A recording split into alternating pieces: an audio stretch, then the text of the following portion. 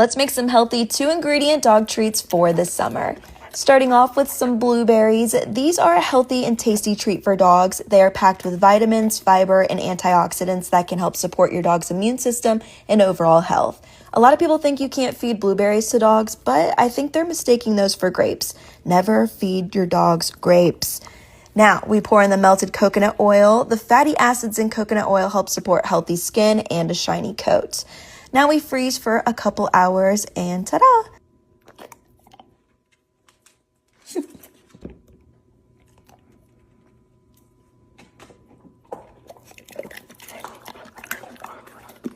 And remember, treats should be given in moderation, and when you're done, put them right back in the freezer so they don't melt.